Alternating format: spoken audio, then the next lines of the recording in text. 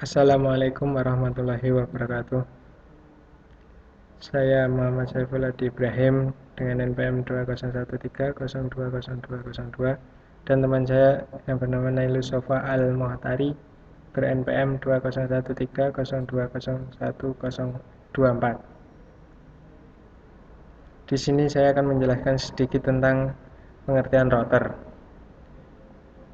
Yang pertama, definisi router. Routing adalah proses memindahkan paket data dari sumber ke destinasinya. Proses ini bisa terjadi untuk berbagai jenis network, mulai dari internet hingga telepon. Tentunya yang paling terkenal adalah routing untuk packet switching network, yaitu digunakan untuk internet. Selanjutnya, analogi routing. Yang pertama, routing merupakan proses pencarian path atau alur guna memindahkan informasi dari host sumber ke host tujuan melalui koneksi internet network. Yang kedua, router menyaring atau memfilter lalu lintas data. Penyaringan dilakukan bukan dengan melihat alamat paket data, tetapi dengan menggunakan protokol tertentu. Router muncul untuk menangani perlunya membagi jaringan secara logikal bukan fisikal. Sebuah IP router bisa membagi jaringan menjadi beberapa subnet, sehingga hanya lalu lintas yang ditujukan untuk IP address tertentu yang bisa mengalir dari satu segmen ke segmen yang lain. Kita akan menggunakan router ketika akan menghubungkan jaringan komputer ke jaringan lain, baik jaringan pribadi atau jaringan publik. Selanjutnya, tujuan dan manfaat router. Yang pertama, tujuan utama dari routing protokol adalah untuk membangun dan memperbaiki tabel routing, di mana tabel ini berisi jaringan-jaringan dan interface yang berhubungan dengan jaringan tersebut. Yang kedua, manfaat routing adalah menghubungkan segmen jaringan lain untuk mengirim paket data. Routing paling penting untuk dipahami karena berguna untuk mengetahui dasar-dasar pada sebuah jaringan. Dengan mempelajari cara routing ini, Anda bisa mengonfigurasi dua atau lebih larutan untuk saling terhubung dan mengirim pesan ping. Baik, di sini saya akan menjelaskan tentang jenis-jenis routing. Yang pertama, ada static routing.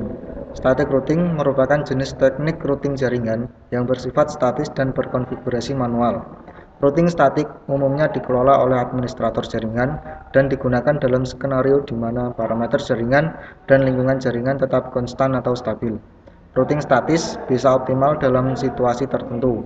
Meski begitu, ada konsekuensi dari jenis jaringan routing ini seperti degradasi jaringan, latensi, dan kemacetan jaringan.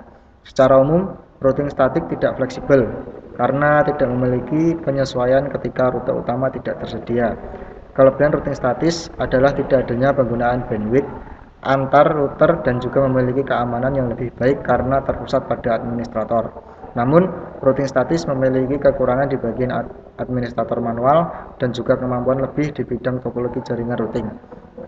Jadi, dalam static routing ini, untuk cara kerjanya, kita sebagai administrator akan memasukkan tabel routing secara manual. Jadi setiap ada perubahan maka kita akan memasukkan tabel routing secara manual. Beda dengan dynamic routing. Oke, selanjutnya ada default routing. Default routing merupakan metode routing yang mengandalkan konfigurasi untuk mengirim semua paket ke satu router.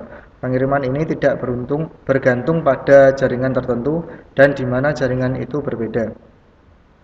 Pengiriman yang fleksibel ini kemudian diteruskan ke router dalam suatu konfigurasi routing default. Umumnya, default routing dipakai dalam sebuah router rintisan yang hanya memiliki satu route untuk menjangkau semua jaringan lain. Sistem default routing ini juga akrab disebut dengan gateway of last resort untuk dapat menuju ke semua paket data ke jaringan tertentu. Router meneruskan paket menggunakan default routing ketika tidak ada rute khusus yang cocok dengan alamat IP tujuan paket di tabel routing. Default routing tidak spesifik dan digunakan untuk menghubungkan situs ISP, Internet Service Provider, atau situs utama. Dan yang ketiga, ada dynamic routing. Dynamic routing atau perutaan dinamis merupakan penyesuaian otomatis dari rute jaringan dalam tabel routing. Dynamic routing tidak menggunakan protokol tertentu dalam menemukan tujuan jaringan dan rute tertentu untuk mencapai tujuan tersebut. Protokol dynamic routing memiliki beberapa fitur, seperti router harus menjalankan protokol yang sama untuk bertukar rute dan router perlu mengiklankan ke router lainnya jika terjadi perubahan topologi routing. Tabel routing dinamis dapat terbarui secara otomatis dan dapat menggunakan berbagai protokol routing untuk menentukan jalur terpendek dan tercepat. Dynamic routing lebih efektif secara proses, terlebih pada jaringan yang berukuran sedang atau besar. Secara khusus, dynamic routing merupakan jenis routing yang paling mudah dikonfigurasikan dan lebih efektif dalam memiliki rute terbaik untuk sebuah tujuan jaringan serta dapat menemukan jaringan terluar. Namun, dynamic routing memiliki kelemahan karena lebih boros bandwidth dan kurang aman dibandingkan routing statis. Jadi, untuk penggunaan dynamic routing sangat disarankan lebih menggunakan dynamic routing karena pada dynamic routing ketika ada perubahan pada topologi maka kita tidak harus mengubah tabel routingnya, jadi sudah secara otomatis update. Nah, sekian dari kelompok kami. Bila ada kurang lebihnya kami mohon maaf. Wassalamualaikum warahmatullahi wabarakatuh.